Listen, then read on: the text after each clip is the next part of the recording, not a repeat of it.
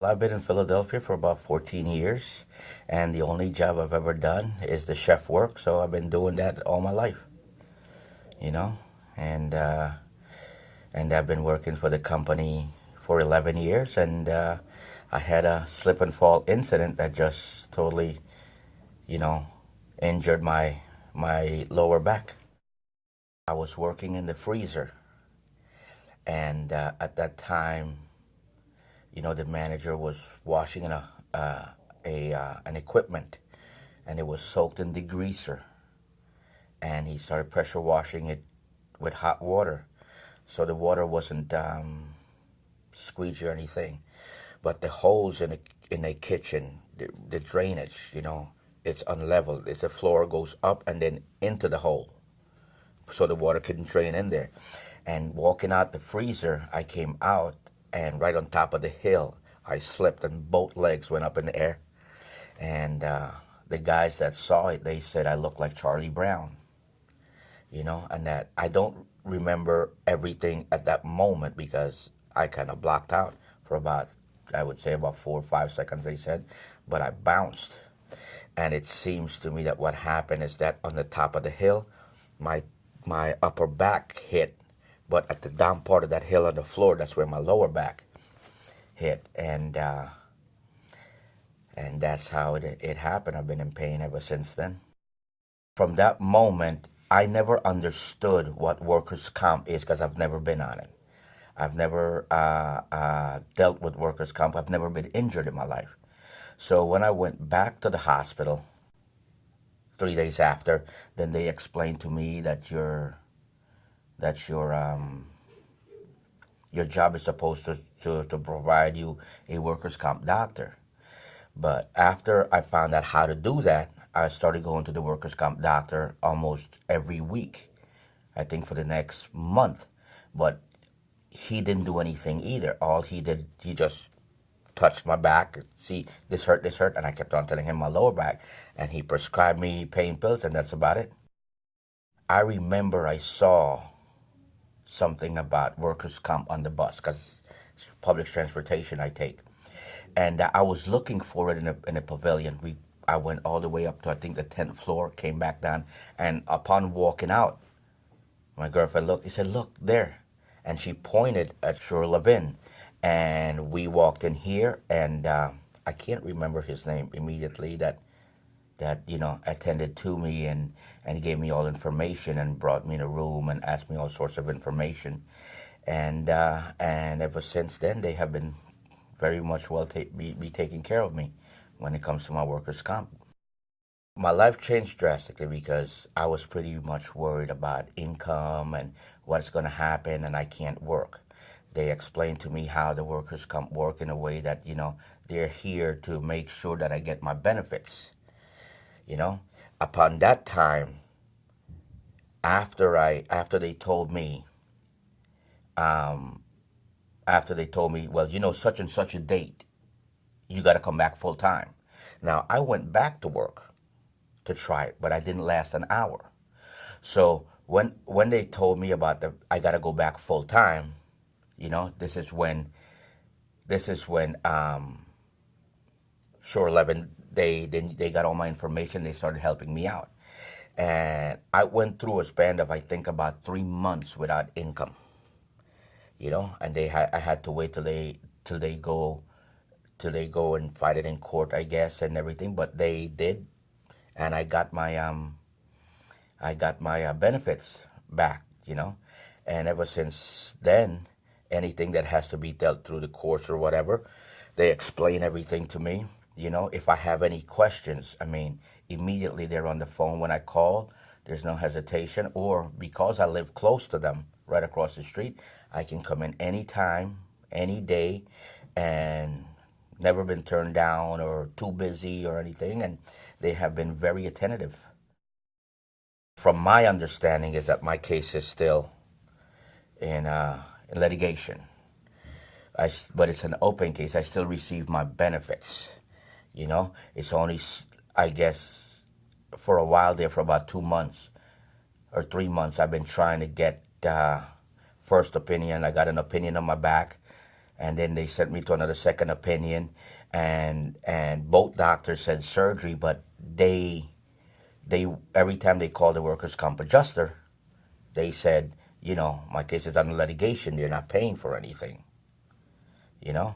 So I called Shor Levin again, and explained to them, listen, this is my dilemma. I feel like my back is against the wall, you know, and immediately to the doctor that's going to be doing the surgery that gave me the second opinion, they sent them documents about my case and showed them documents that it is an open case still, and my case should not. I mean, my how do you say, my benefits should not be turned down in any way, shape, or form because it's still an open case regardless.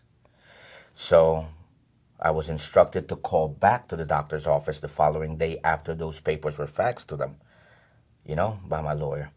And it just so happened that the following day when I called back, he said, they told me this is what happened. He said one of the bills, them, regardless of what the workers' comp adjuster told us, they paid the bill.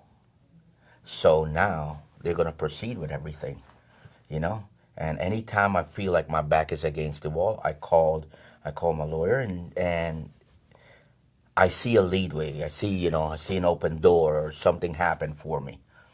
And so right now, it's just about 2 more months, and my surgery is going to be performed that I need. When I wake up, I have to sit up for a while because just laying down there, you just have to sit up. Like, I guess you try to give your body a little bit of mobility because I can't just spring out of bed like everybody else. Then about 5 or 10 minutes, I would get out of bed, and from that point on, it's just a constant moving around, sitting down, standing up, laying down, sitting down, standing up, laying down, because in any position that I place myself, there is pain. I mean, you don't feel it at that instant, but I would say, like right now, I feel it because I've been sitting down for a bit. I would get up and walk it off when I feel tired, because I feel sometimes a bit of tingling, stiffness, numbness in my left side also. And I would have to sit down. When I get tired, I would try to go lay down. But that's just a constant every single day. And it's tiring, and it's frustrating, and it's just, it makes you feel so disabled, Can't do things with my daughter. Can't go out there and help her ride bike. I can't go out there and run around with her. Through my daughter's eyes, she feels a bit sad sometimes because I can't do the things with her, you know. Uh, Sometimes she's like, Daddy, why are you always laying down? And I can see it that she wants to be active the way I used to with her, and I'm not anymore. You see the sadness, but at the same time, you see the understanding, you know?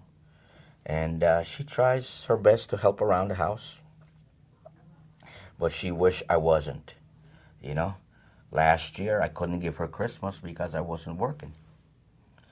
I explained it to her. She was a bit sad, but very understanding, And it's with her, she just wishes that I can be the person that I was before, This summer, not once I went into the pool with her because I couldn't. And that hurt her a lot because when we went to the pool, there was no friends. But you can see it in her face, and she even said it a couple times, I wish you can come in the pool with me, Daddy, the way you used to. I said, I know, hon. I'll get there. Just give me some time. What I'm looking forward is hoping that I can be 100%, get back to what I've been doing because the trade that I know is something that I dearly love. I love cooking. I love doing that, And even though that I'm scared, I for some reason I feel that that safeness and everything, even with the doctors, and knowing that I'm going to get the surgery and what they have explained it and how they're going to do it and why they're going to do it, and giving me that confidence that their job is to make sure that I get back to where I was before, then it gives me a little bit of security that I'm getting my life back little by little. Because, like I said, all I want to do also is just be there for my little girl. They treat you like a part of their family. I said, they're very attentive to your need. I said, and they don't do things what they think should be done. They do things what they think should be done right for you. You know, they would say certain things like, "That's not what I wanted for you." And they give you that confidence that you can leave everything in their hands, and you're secured enough that whatever decisions they make, it's the right decision for you. My day-to-day life, I mean, it's just knowing that they're there. It's just knowing you wake up and everything, because it's scary at one point when I wasn't getting my checks for like 3 months. But now that I know and I've seen it and I've witnessed it myself, what they have done for me, I have no problem waking up in the morning, because I know that I'm being helped. I know that I'm being looked after. I know that I'm being taken care of,